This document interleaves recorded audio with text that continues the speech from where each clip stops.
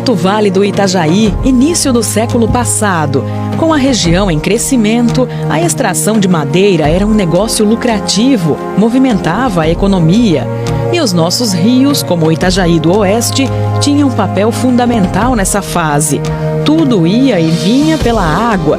Para conhecer melhor essa história, a gente topou um convite do policial civil e historiador Edgar Baldo para refazer o trajeto das antigas embarcações. Quem nos leva é o também policial Bill, dono do barco.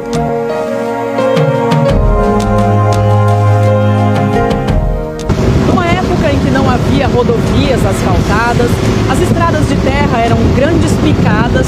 Era assim, pelo rio, que o progresso chegava.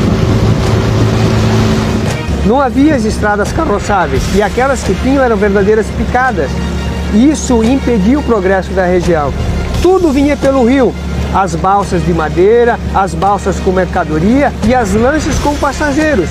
Vinham de Itaió até Rio do Sul e ficavam aqui nesse entroncamento com a Barra do Trombudo, aonde que tinha o tronco realmente da estrada de ferro e daqui partiam para outras regiões do estado e outros países também. O movimento das balsas era constante. Algumas carregavam até 30 toneladas de madeira. Tinha cerca de 100, 150 balsas de madeira. Cada balsa de madeira, ela vinha com 80 a 100 toras. Elas vinham uma amarrada nas outras e vinham rio afora. E elas realmente paravam aqui na região de Rio do Sul, aonde que tinha cerca de 140 serrarias instaladas na época. E mais 13 empresas de beneficiamento de madeira, que faziam móveis. Esses eram exportados para a Europa e para os Estados Unidos. A viagem de uma carga de Itaió a Rio do Sul, por exemplo, era longa. Essas lanchas que vinham com cerca de 80 até 90 toras de madeiras, elas demoravam 3 dias para vir junto com a gravidade. Eles desciam por gravidade, porque não possuía motor essas lanchas. Então, somente eram com os remos artesanais que eles vinham controlando, os barqueiros.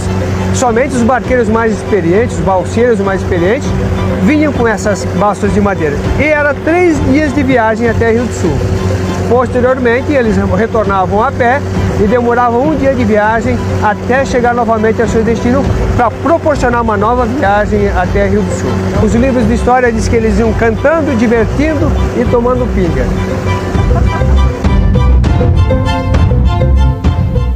Em períodos de estiagem prolongada, quando o nível dos rios estava muito baixo, a navegação se tornava impossível. Então as balsas de madeira, mercadorias e também as lanchas de passageiros não podiam fazer esse trajeto. Porque ficavam salientes as lajes de pedra, né? E era impossível qualquer embarcação transpor esses rasos. Nós temos aqui no raso do Veller, não podiam passar balsa nenhuma e isso impossibilitava o transporte de qualquer mercadoria, rio acima ou rio abaixo. Esse aqui é o chamado Raso da Velha Sena, conforme descrito nos livros de história. Fica em Laurentino. Então, quando o nível do rio estava baixo, todas as embarcações encalhavam nesse ponto. E sem navegação, não tinha negócio, ficava tudo parado. Foi aí que surgiu a ideia de construir uma barragem no rio Itajaí do Oeste, em Rio do Sul, para que não houvesse interrupções na navegação em época de seca. O governo federal, de olho na nossa região, ele resolveu mandar o engenheiro Dr. Fleming aqui para o Alto Vale, especialmente para o rio Itajaí do Oeste, para fazer estudos para ver a viabilidade de tornar a navegação realmente permanente. O que ocorreu? Ele passou 2 anos fazendo estudo, o Dr. Fleming aqui, com seus pesquisadores, e eles obtiveram os resultados que o rio se tornaria perfeitamente navegável.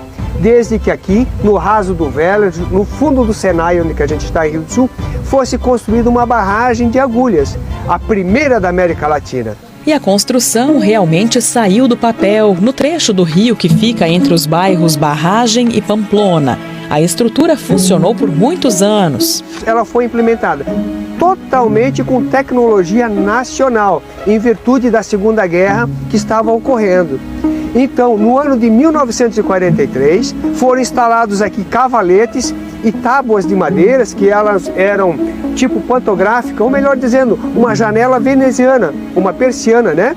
Então, elas atravessavam o rio e represavam o rio. 2 metros a 3,30 metros, possibilitando a navegação de 16 a 30 quilômetros no rio Itajaí do Oeste, isso para cima de Rio do Oeste. Isso tornou possível, porque aqui chegavam todas as mercadorias que eram carregadas nos trens, né, que partiam aqui do Alto Vale, rumo à Europa e os Estados Unidos. Parte da construção ainda permanece no local, nos 2 lados do rio. O seu Ademir, hoje com 66 anos de idade, lembra da antiga barragem. O pai dele era quem operava a estrutura. E daí, aqui o pai tinha o trabalho de operar um motor, que tinha aí dessa casinha, e manuseava um cabo de um lado ao outro do rio, um gancho, coisas assim, né, para trazer a carga até naquela plataforma que hoje ali está tapada de mato. E os caminhões vinham por aqui, descia lá atrás daquela casinha azul e lá embaixo na plataforma pegar o pesado. O que não podia vir pelo cabo até aqui em cima, daí o caminhão ia lá embaixo pegar. Esse cabo que eu falei com o manuseio, que ia lá e ele virava lá do outro do rio, ele era engatado um gancho e ia lá nos todos cavaletes assim, deitados em cima do outro, tom ali ainda. Eu engatava aqui, trazia ele de pé, uma travessa de ferro aqui no outro, e assim, sequentemente até atravessar, até erguer tudo.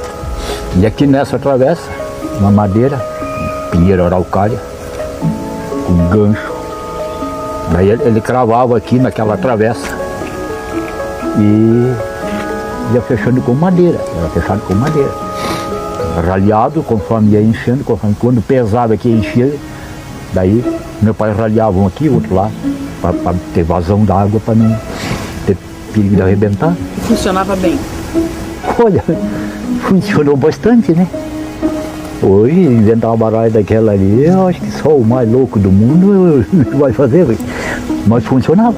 Além de garantir o funcionamento da barragem, o pai do seu Ademir tinha que cuidar de toda a manutenção da área. Ele estava sob ordem 24 horas por dia.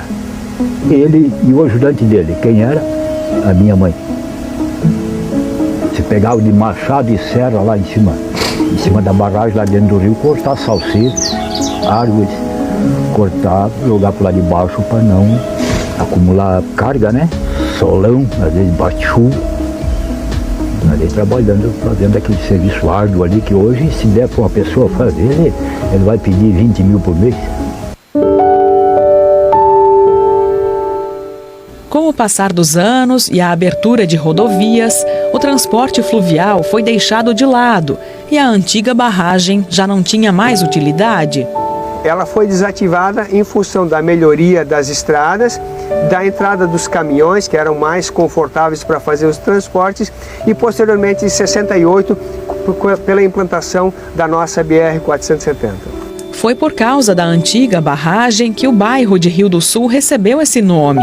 Uma estrutura que cumpriu sua função e ficou na história.